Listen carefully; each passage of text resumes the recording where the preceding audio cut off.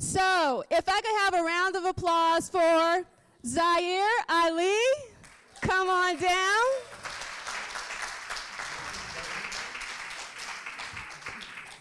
The one and only Anil Dash. Looking amazing in his pink blazer. I love you. You look amazing. Miles Marshall Lewis.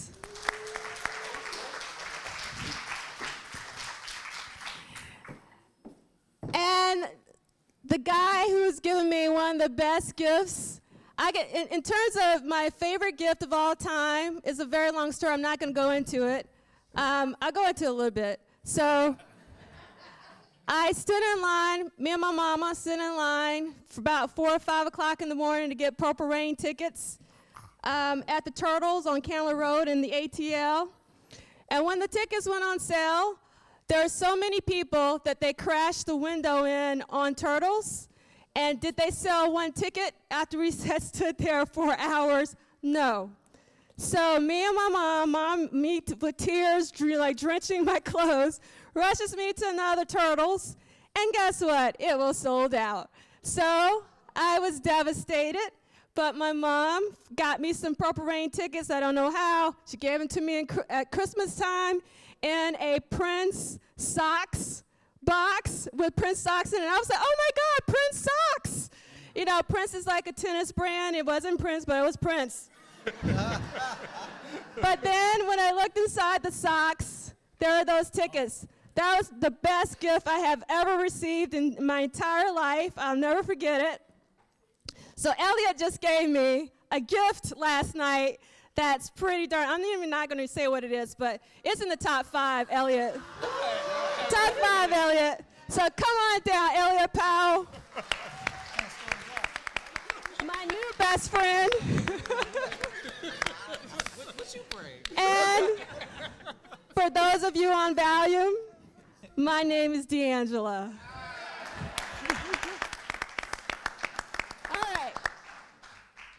So, this is amazing. I hope you guys are getting really good deja vu. We had a blast last year. I'm trying to figure out if we actually sat in this order. Yes, last we did. I think we did. Close. We did. Yeah. Good. We did. We're in the same order. Okay. Okay. And I'm going to start off with the same question. I don't even remember that. Yeah. You remember the same question? Yes. Favorite song or something? Yes, the favorite and least favorite song off of Lovesexy. Right. We're going to start off with Zaheer because he always kicks things off. So my favorite song is actually, well, I'll say it this way. The song that lingers the most with me is Dance On. Yeah. And for many reasons, right? One, it sounds very different from the rest of the songs on the album. It sounds like a throwback to his punk style. There are references to sexuality with the new reproduction of the new breed stand up, and he's like, we need what does he say? We need a power structure of reproduction instead of jacks who vandalize. So there's this connection. And there's this, he is clearly, he shifted his attention from, in Sign of the Times, it was the Gangsta Disciples in Chicago. By the time of Lovesexy, he is looking at California. He's talking about Compton, when he's talking about gang violence. I think the LA Times had reported in 1988 that 1987 was a record number of gang-related homicides in Los Angeles. So this is becoming, part of the national conversation. And but he doesn't just talk about it independent. He talks about gang violence in the context of state violence, because the first line is grenade launcher roars against across the television sky. That is about war, right? And so to situate his discussion of gang violence in a discussion of state violence, I think was really important. And there's this kind of child that's tracking through his songs. So in Sexuality, he's like, don't teach your children how to watch TV before they learn how to read, because all they'd be able to do is cuss, fight, and bleed. And then in 1999, it's this, why does everybody have a bomb? Then in America in 1985, it's Jimmy Nothing, Won't Pledge Allegiance. And then in this track, it's a Little Talk Johnny, right? So there's this gradual, this growing up of this child in a dystopian America, because we're still in Reagan's 80s, right? And, you know, by the time we get to Positivity, which, you know, is not Dance On, but I feel speaks to Dance On, he's like, you know, who's to blame when he's got no place to go? All he's got is a sense to know that a life of crime will help him beat you in the race, right? So this is, to me, you know, Anastasia is kind of a favorite, but it's Anastasia like the moral center of the album. For me, Dance On is the political center of the album. Well said. And All right. I have a least favorite. I can't. Oh. I yield my time to somebody else for that. We go down the row? I think so. All right. Yeah.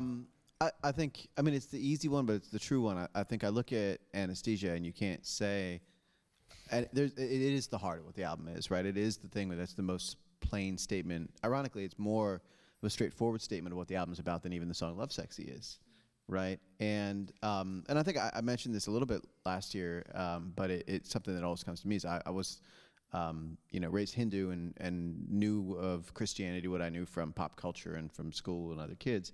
And so in a lot of ways, like Anesthesia in particular, was my introduction to what the Christian faith meant to people in good faith, right? Because I only knew, you know, the Reagan 80s pop culture representation of it, which was like, that's not to my taste. And so that was a real, like, oh, this other vision than the moral majority of this sort of personal experience. That was very eye-opening to me. It's like, oh, okay, I have a whole different respect for this and appreciation of it. And then I think in his broader career, especially in that first decade, you know, Prince was always a character in his song. He had a version of himself, but he didn't very often give us him, right? And this felt like, oh, this is really you. And I mean, I think this was sort of alluded to in the conversations, particularly with, you know, Ingrid yesterday, where he had been through something, right? That Black Album to Lovesexy transition was like, I had a moment of reckoning with myself about who I am and what my faith is, and also, you know, how do I feel about this ecstasy, you know, like all these things. And he was as open as I think he would be for many, many years about this is what I went through. And I think that that stuck with me. That was like, oh, this is something interesting. And then, you know, for least favorite, and this is not saying I don't like the song, but I think Glam Slam, I was always like, I had some trouble with. Thank you. Somebody. It was like, I was like, is that? I mean, like, I appreciate it now, and especially like, you know, you hear the demos of it and Escape and everything else, and it's like, okay, there's a lot more to this, but like, I was like, this chorus is kind of corny to me, especially as like I was a teenager, and you're like, you know, you're already like taking the hits because you got the album with this naked ass dude on the cover, you know, and then they're like, and he's just like Glam Slam, and you're like, all right, that's fine. And there was the synth coda, which I love now, but at the moment when it came out, I was like, what is this exactly? Like, it sounded like this just very. It sounded cheesy, and I hadn't heard Prince be cheesy before, and I love it now. I appreciate it in context of what it is, but at the moment when I discovered Lovesexy, I just remember thinking like everything else was just like really rhythmic and really funky and really like soul felt, and this was this like kind of pseudo classical, you know, and it was maybe me stretching my own boundaries, but for how I felt about it at the time, it just didn't connect. That Shep Pettibone mix. Oh, yeah, right. And there was also a thing is like somebody outside is producing your thing, and it doesn't sound like you, and it's, so that was like a real, that was a shift from like, especially because like 1 year before we signed the Times, and it was like very minimal. This was this like very, very produced, and it had been very, very funky, you know, a year before, and this was like very like, I don't know what this is. And then, you know, I didn't see the video at the time, but you go through all the way to like the Game Boys in a video, and I was like, this is a whole different dude. That took me a while to really process and fit into what I thought I saw as Prince. Okay. So my favorite song, of course, is Glam Slam. This happened last year. Exactly happened last year. That's how it always is. No, I mean, you know, as a music journalist, right, I always sort of feel like these answers are kind of obvious, and then they never end up being what I, like obviously the best song is Anastasia, and obviously the weakest song is I Wish You Heaven. But nobody said that, and nobody feels that way. Wow. So it never goes that way, I'm just gonna scoot. I'm just gonna scoot over here. I Wish You Heaven actually replaced The Line. Yeah, An awesome song to have on there. I hear you. The Line is my favorite non-release Prince song because Bonnie Boyer. Yeah. Oh yeah, Bonnie Boyer sings lead. That to me is one of the travesties of life that was never released because there's still not a mint copy. So if someone's sitting on a mint copy of The Line, please allow me to hear that before I pass. I really. That would make my life complete. I really want to hear a mint version of The Line. The first one, not the second one that gets really busy. Yeah. The original with Bonnie singing her butt off. That's the one. So, Is this why you did this whole event, so you could just make that request? I mean, this is Listen, basically like the audience here to the audience over there. Yes. For those who are watching on, YouTube, this is the whole reason why I did this event. Somebody's sitting on it.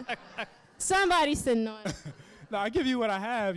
I'm sure you have what I have, But no, in terms of Anastasia, I just felt that it was heartfelt. It was the spiritual center of the album, sure, but it also felt like it was coming from his personal experience. Maybe a lot of my issues with Prince's art later on, a decade on or more, was that he wasn't, it seemed to me, really writing as much from experience. He was living in the studio instead of experiencing life and then commenting on that within his music in the studio. And Anastasia was definitely something, that was a reflection of the spiritual reawakening that he was, going through at the time. And I loved it. But I mean, I wasn't going to talk about Anastasia because I assumed that was everybody's favorite. And I was going to explain that, Glam Slam, I guess it's really about the end. It's really about when the voices go out and the ending that you didn't like at first. I'm running a 5-miler tomorrow, and I run occasionally. And when I first started running, I ran the Glam Slam once, and okay, so nerd alert, I guess. I'm a comic book guy, and I guess a lot of people are familiar with The Flash now because he has a TV show.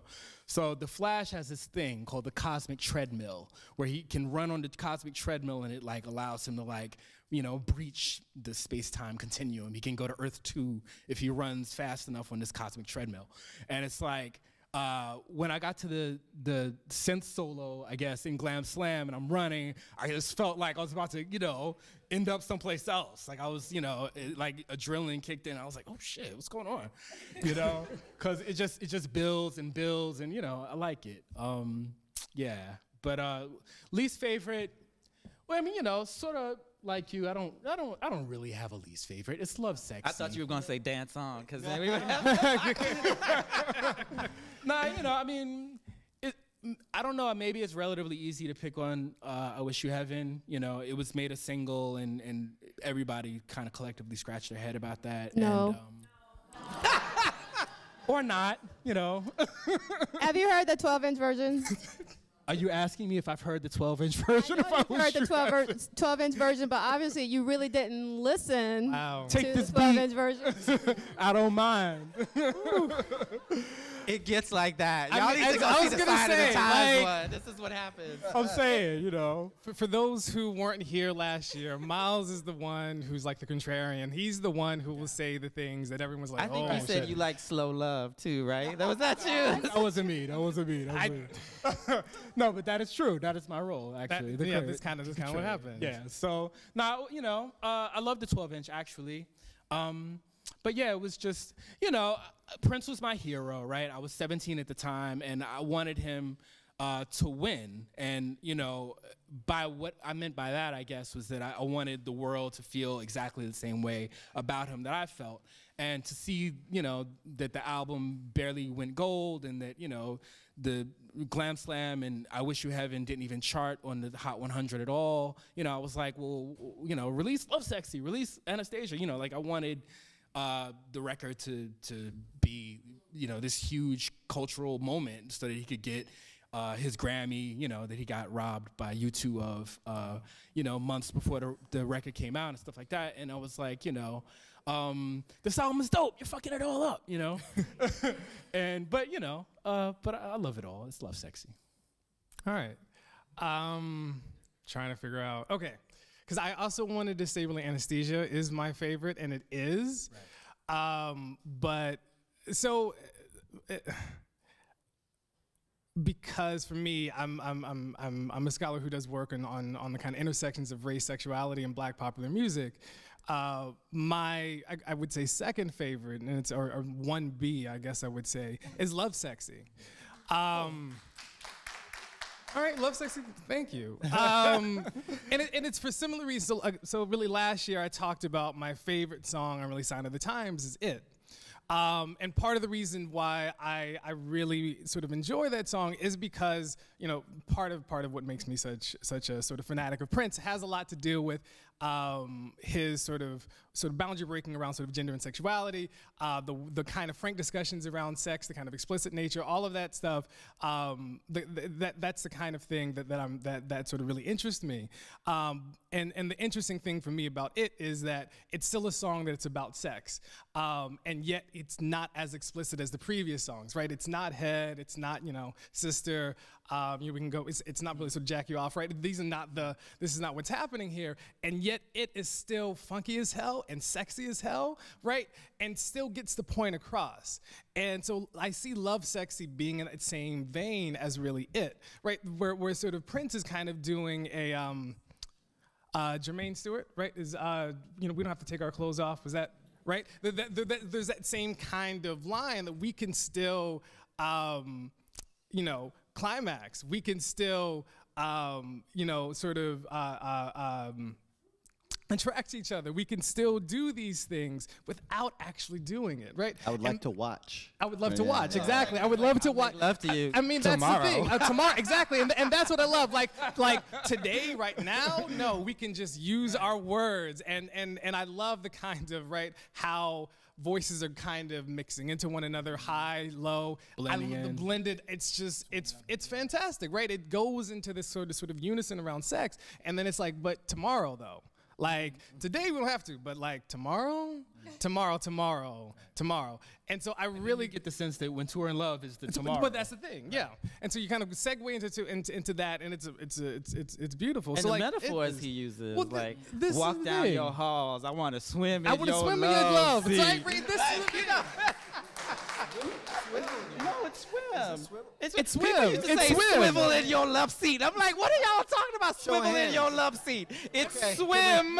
Swim in your love seat. Wait. Show hands. It can be both. Oh, that's right. But You can swim and you can swivel. I want to judge. Who thinks it's swim in your love sea? Swim in your love seat. All right, show hands. It's swivel. Right. Some hands for swivel. I'm thinking sperm swimming in your love seat. That's where my head is at. I'm trying to be nice.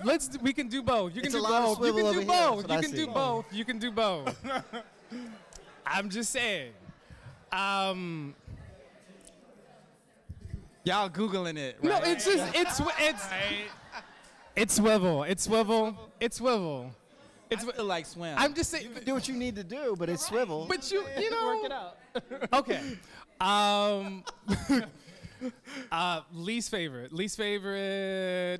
really what Anil said, really Glam Slam. I really don't like the chorus. I just... Corny, right? It doesn't feel inspired, right? It just seems, the chorus feels like Prince is kind of going through the motions. Glam, slam, right? It's just like, it needed a more punch to me. And so when you get to the part that Miles talked about, right, where there aren't any sort of words, it turns into kind of instrumental, I'm like, oh, I can roll with this. Like this, to be clear, this I can when it do. builds, I love that part. I'm saying afterwards there's this coda. Yeah. That's again where I was like, what is that? I don't know. Yeah. Made me miss Claire Fisher. Yes. Oh, yes. yeah, so Claire, that's a good point. spoiled That's a by good it. point. Well, for me, since no one has mentioned this song, my favorite song is Positivity. Yes. Have you had your plus sign today? And I'm not going to talk about my least favorite song because I'm going to lose a friend if I do.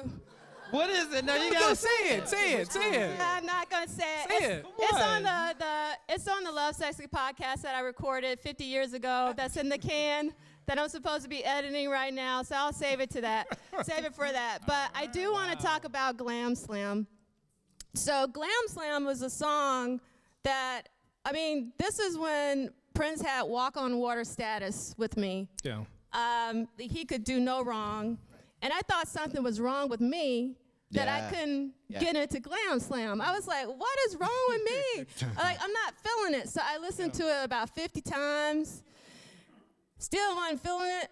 But then when I went to the Lovesexy concert. Yeah. Yeah. Glam Slam is one of the most amazing songs live. Yeah. It was incredible. And I was like, okay, I know now, Prince, I got it. And now when I listen to the recorded version, which I rarely do because, as I mentioned last year, for Sign of the Times, I don't listen to Sign of the Times. The record, I listen to the live film. I actually have it, the audio rip of the live. I just never listen to Sign of the Times, the record, always live.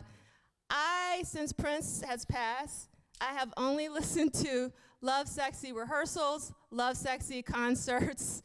I'm just in 88. I can't seem to get out of 88. Lovesexy is the one. Yeah. And I've just been glam slamming it. Like, I was like, I understand now, Prince, I understand. It's a powerful song live, and that's just a testament of Prince. And I can't remember who talked about this. I'm so sorry. I forget who said this. I want to say it was for Dara. Where are you, for Dara? Are you in here? So Fredara talked about sort of the gospel tradition this morning, and she was saying how with gospel music you can have an artifact, like a recorded whatever, album, CD, what have you, but it does not hold a candle to actually being there. Yeah. It really doesn't. Well, he had so many songs where the live version was the definitive, and the album didn't even represent that. I mean, there were songs, especially later in his career, where I was like, on the record, I was like, take it or leave it. And then you see him do it, especially you see him do it in an after show, and you're like, oh, this is a revelation. Right? Yeah. I feel like Miles Davis said something at some point about albums being the blueprint, for what the song actually is, or what the music actually is. And what the music actually is when you see it live performed improvisationally. Yes. And why it's really important for me to do these events, and more specifically to have the screening of a concert. And I really appreciate everyone who stayed last night. Aww.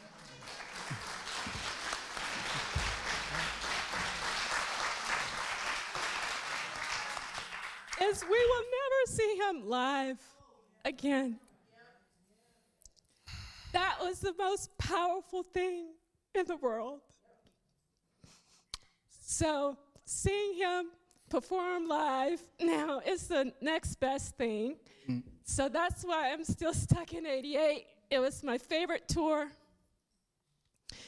It was the band with no name. Sheila E. was amazing. Levi, Bonnie, may she rest in peace.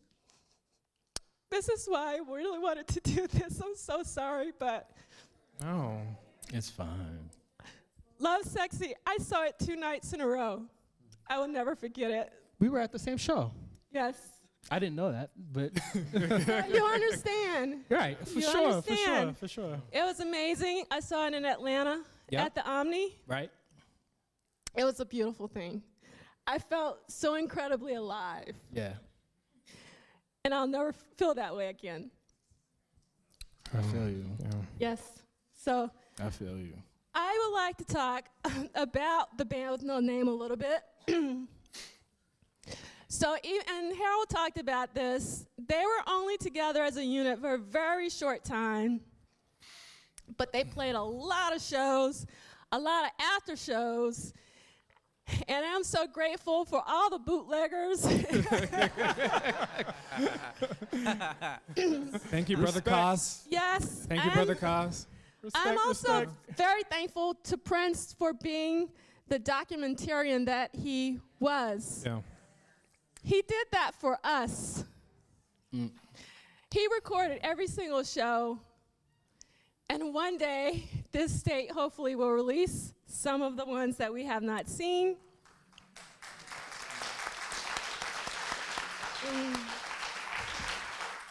And I was a little devastated last year that Warner Brothers did not do anything for the 30th anniversary of Sign of the Times. Yeah.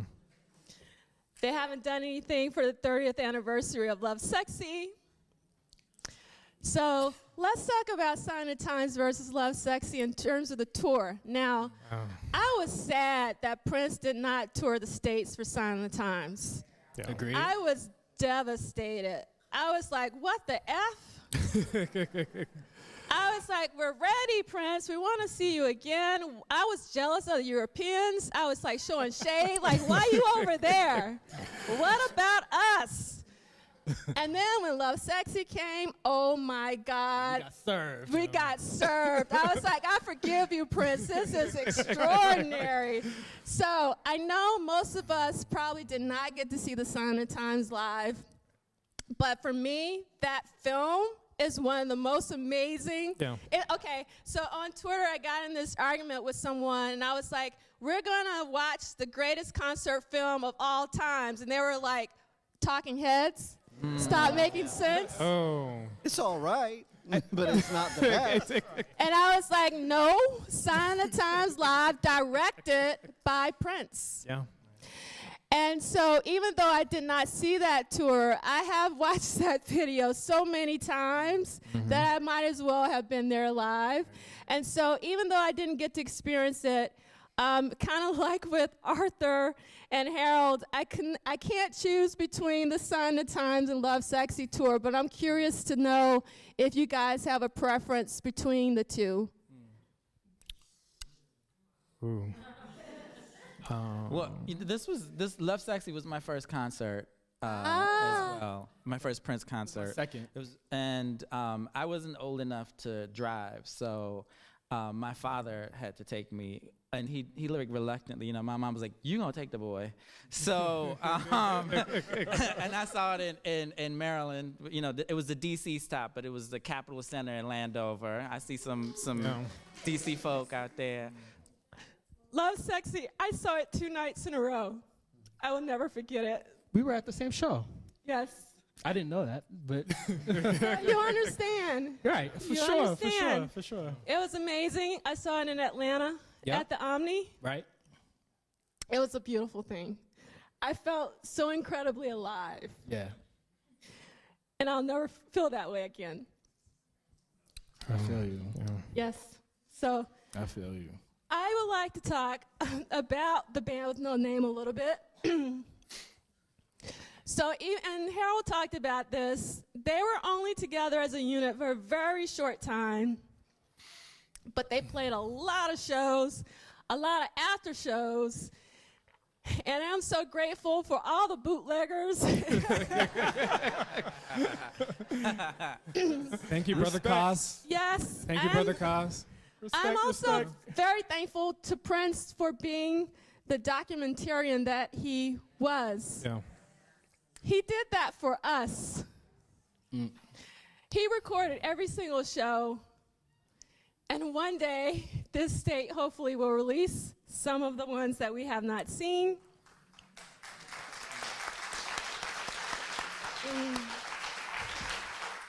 And I was a little devastated last year that Warner Brothers did not do anything for the 30th anniversary of Sign of the Times. Yeah.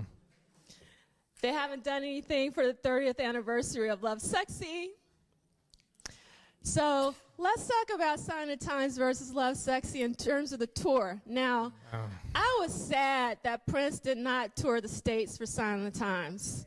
Yeah. Agreed. I was devastated. I was like, what the F? I was like, we're ready, Prince. We want to see you again. I was jealous of the Europeans. I was like showing shade, like, why you over there? What about us? And then when Lovesexy came, oh my God. We got served. We got served. I was like, I forgive you, Prince. This is extraordinary. So I know most of us probably did not get to see the Sign of the Times live. But for me, that film is one of the most amazing. Yeah. Okay, so on Twitter, I got in this argument with someone, and I was like, we're going to watch the greatest concert film of all times. And they were like, Talking Heads. Stop making sense. Oh. It's all right, but it's not the best. And I was like, no, Sign of the Times live, directed by Prince. Yeah. And so even though I did not see that tour, I have watched that video so many times that I might as well have been there live. And so even though I didn't get to experience it, kind of like with Arthur and Harold, I can't choose between the Sign of the Times and Lovesexy tour, but I'm curious to know if you guys have a preference between the two. Ooh. Well, this Lovesexy was my first concert as well. My first Prince concert. Second. It was, and I wasn't old enough to drive, so my father had to take me, and he like reluctantly. You know, my mom was like, "You gonna take the boy?" So, and I saw it in Maryland. You know, it was the D.C. stop, but it was the Capitol Center in Landover. I see some D.C. folk out there, and. You know, I don't remember everything. It was a sensory overload, I think. It was, and you know, I think, you know, the way that Prince like navigated the gender politics on stage, I think was a way to like simultaneously challenge people, but also create a space for people who weren't ready to be challenged in that way. And so you could be like, oh, Kat or Sheila E., you know, and not have to deal with that as yet. So, I mean, for me, it was all about Sheila E. That whole show was, my eyes never left Sheila E. The whole show was just Sheila E. You know, of course, looking back, I do kind of like the spareness of the production setup of Sign of the Times. I just think that there was a lot going on in Lovesexy. Is easier to take in watching the film because it was a show in the round, so you also didn't get to see everything if you were there. So that was my experience with it. I mean, I think I'm a little bit younger, and a lot of, I think, what I processed, and then this sort of goes to the point about Glam Slam, was like peer pressure, right? Like, how do you see around there? And especially with that album cover, I bought, I have an older sister, and she's who hit me to Prince, and for her birthday, I bought her Lovesexy. That was like my gift to her, and it's like, but I listened to it first too, and I was like, this is what I'm gonna get her, and I remember walking out of the record store and being like, I'm glad this is in a bag, right? And that's on me and like the homophobia of the time and of me in that moment and all those things. So like, I like to think I've evolved, but it was, as a teenager, that was a lot, right? That was sort of like heavy to be sort of thinking about. And that also was like true in the world. It was like, that was the first year that I remember in my whole life where to the people around me, I felt like Prince was less cool than he'd been the year before. Right? And that was like, and I don't like to think of like, oh, this is an artist and I respect him, revere him. Like, you don't like to think of processing that way. But I think in retrospect, that was a lot of what I was going through. It's like, it doesn't matter what's on the record. There's this like, am I going to have that tape in my Walkman at school and be seen with that? And especially like where I had loved Sign of the Times, and also like there was that sort of like something for everyone. And this was a much more challenging album. I mean, first of all, you couldn't, like, as you all remember when you got that CD, you're like, well, what song do I want to listen to? I guess it's going to be I Know again, because we're going to start at the top. and I mean, I love I Know, but I don't know if it's just sheer repetition, because every time I put it on, I'm like, I guess we're going to fast forward a little bit. and yeah, so, and like, so like literally inaccessible. Literally like to get to, I loved Positivity, but like, all right, I guess like half an hour from now I'm going to hear it, right? and so like there was that part, and then also like I said, if you're not raised in the faith, you're like, I don't know if these are these like is this standard scripture or is this like Prince shit, right? You know, like I don't know, Right. So like there's a little bit of like, maybe that's what they're saying in church. I don't know. Right. I don't think so though, you know. And then you know, so you get through all those layers, and of course I did, and I love the album, but I think that was a lot of it. So you talk the question about the bands, like Sign of the Times was very immediate, very accessible. I also realize now, like there are, this is like real nerdy, but if there's any nerds that did this, you're in the room. You've ever heard the stereo split on Lovesexy? You ever listen to one channel or the other, or the difference, right? Yeah. And so, like, the couple of folks of you that have done this, it's wild how much is in the mix, right? And especially if you listen to the demos and stuff that are starting to come out in better quality now, and you can hear how many layers. This was really the first time he did that. Like, I'm just going to keep adding tracks, and I'm just going to keep overdubbing, and I'm going to keep doing this stuff. And I like the challenge of that now, but that was like the opposite. You take it. Right, where it is like you can count the tracks when you're listening to it. So you take that like incredible shift in 1 year, and also that was not a lot of time. Like Sign of the Times was so long, so many songs, singles coming out, B-sides coming out, 12 inches coming out, that like we're just processing it and hearing the rumors about Black Album and what's happening, and all of a sudden it's like here's this whole other record, and it's a completely different style, completely different fashion, completely different production. A total opposite in terms of accessibility. Like Housequake was like, I know exactly what I'm supposed to do, and it's shake my ass, right?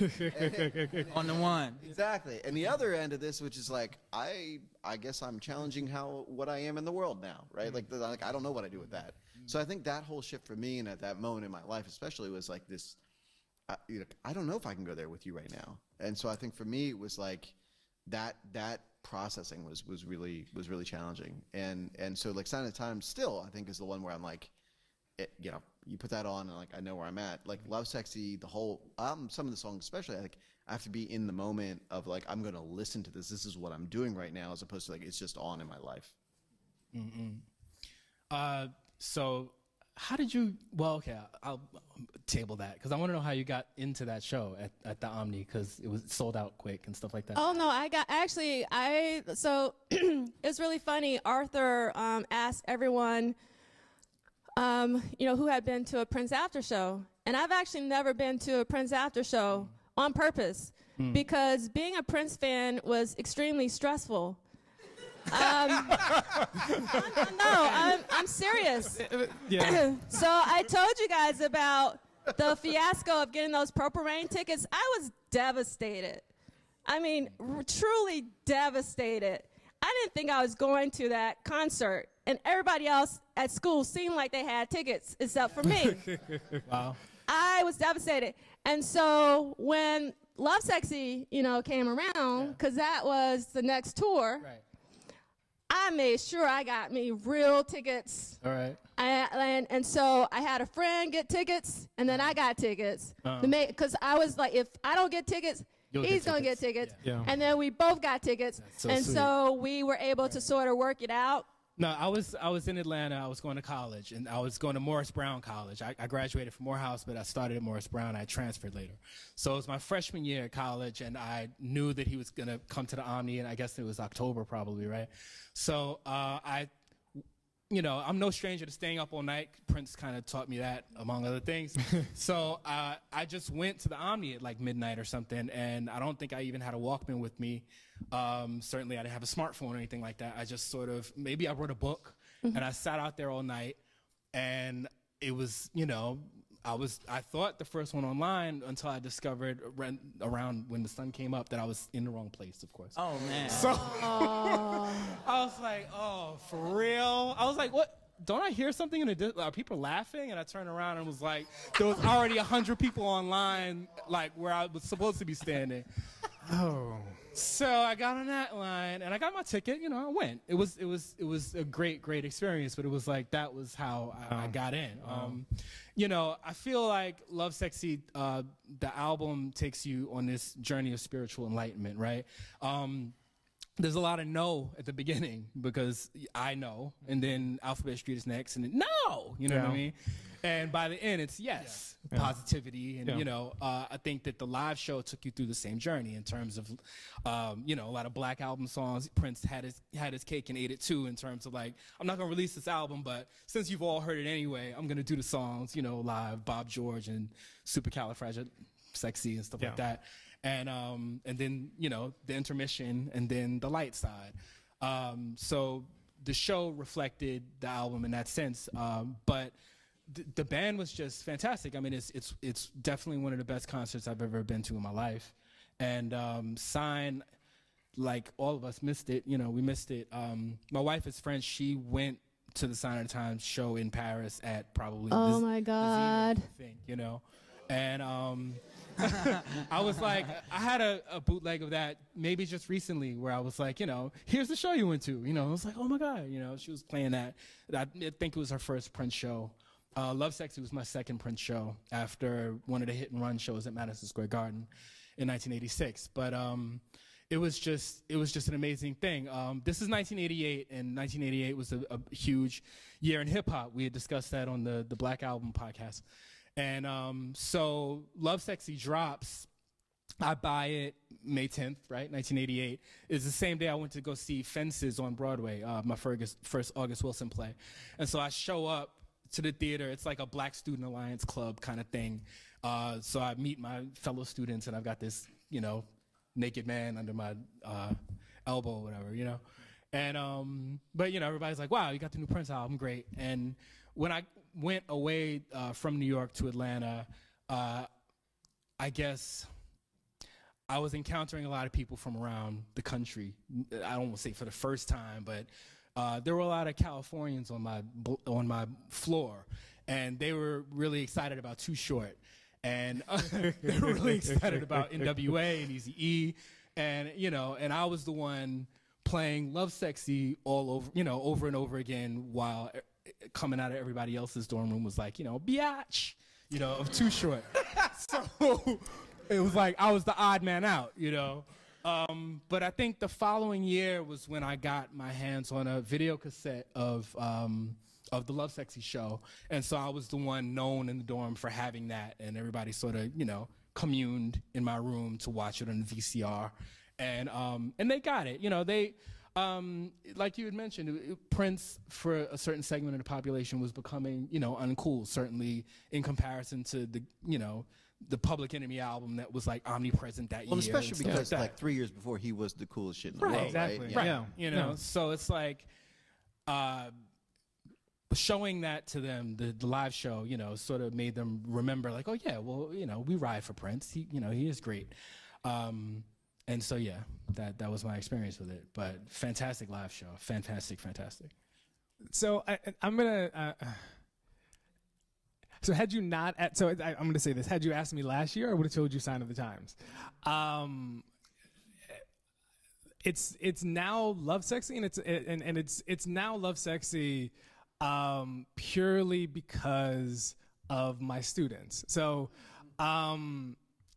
I've been teaching this class at the University of Minnesota for 3 years now, Print, Porn, and Public Space, the culture of politics of Minneapolis in the 1980s, where it's basically, I had to convince, I probably shouldn't say this while they're live streaming, but I wanted to teach a class on Prince, and I couldn't simply just teach a class on Prince. I had to do some other things, and I was already sort of interested in these, much larger questions around gender and sexuality. So I made it this kind of gender sexuality class that we use Prince to kind of understand it, and it's very much sort of centered in the kind of politics of Minneapolis during the 1980s, around things like HIV and AIDS, around things like sex work, sort of anti-porn and pro-porn kind of feminism, and we use Prince as a way to kind of engage these topics, and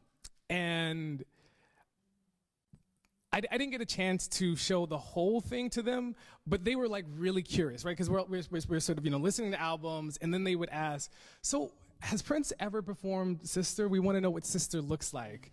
And I would be like, oh. So then I would show them, so the Lovesexy performance of Sister, I would show them Lovesexy performance of Head. But we had gotten to a point where I think we were talking about sort of the Lovesexy album, and I'd already been showing them those kind of performances off the Lovesexy tour, and they were really interested in watching Listen to Anastasia, right? And so we went from Bob George into to Anastasia, and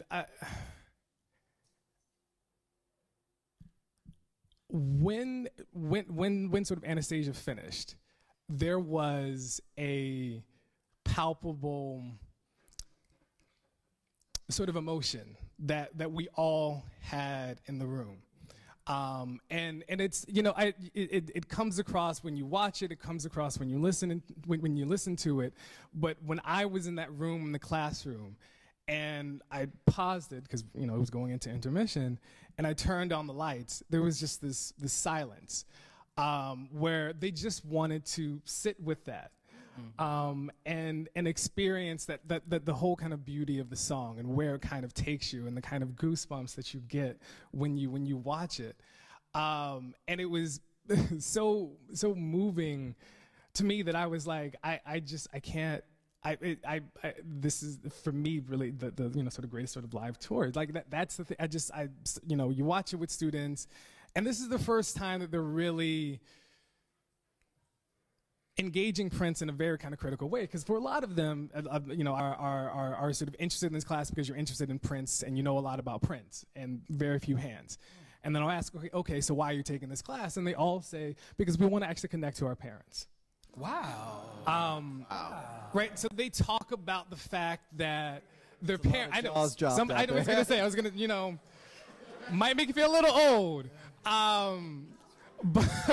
But that's for them. They really connect. They hear their parents talk a lot about Prince, and they were just like, we want to know more about who this guy is who our parents love, and so I think the showing them, so the Lovesexy tour was one way where they could really understand it.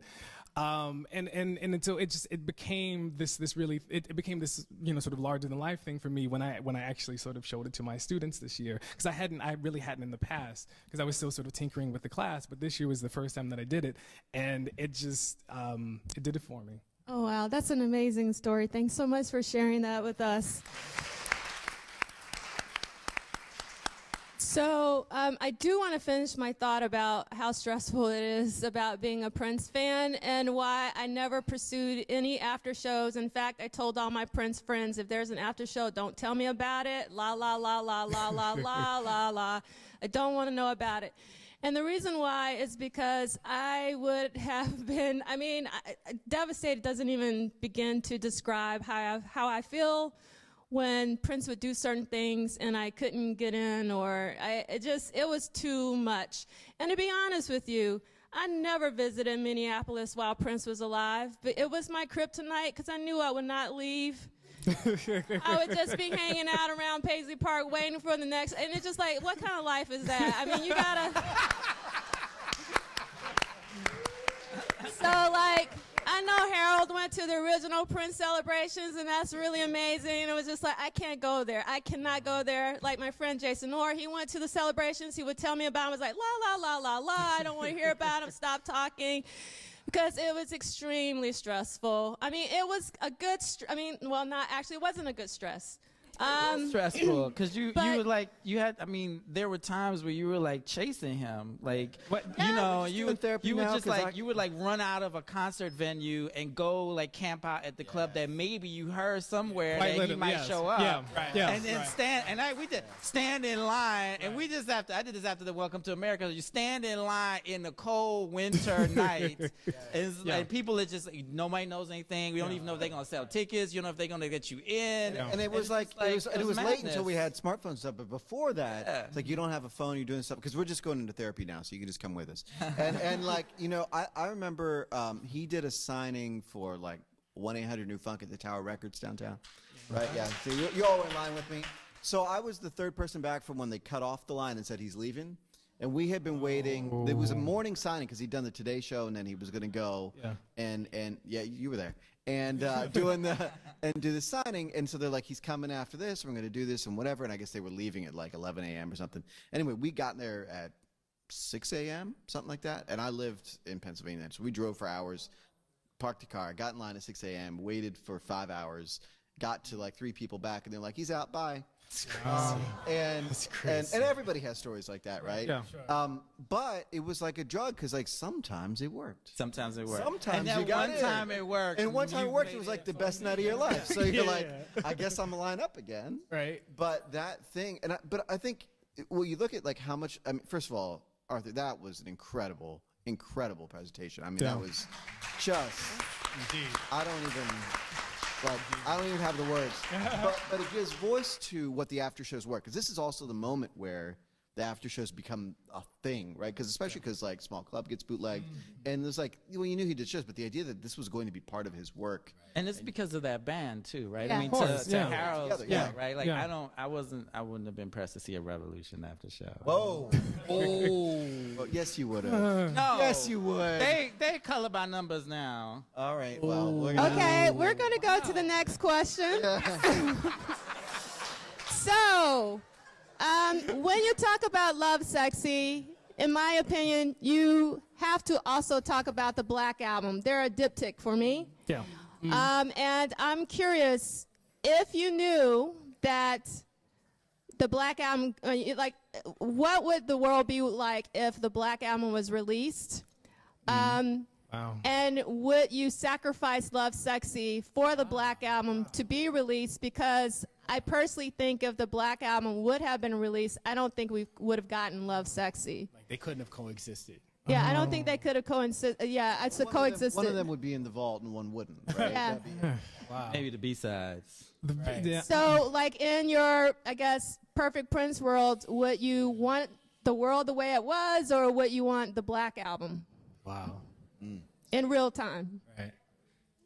It's too hard for me to answer. I mean, I like the Black Album lore. You know, I like what it adds to his mythology. I like the fact that, you know, there's this record and it, you know, it's coming out and then it didn't come out and then, you know, it starts to trickle in from people you know, like, I've heard it, you know, you want my copy? And it just, he's got such an amazing story, you know, anyway, like from the beginning of his career to the end. It just adds so much to the story that I don't think that I would want it out as it was supposed to have been released officially.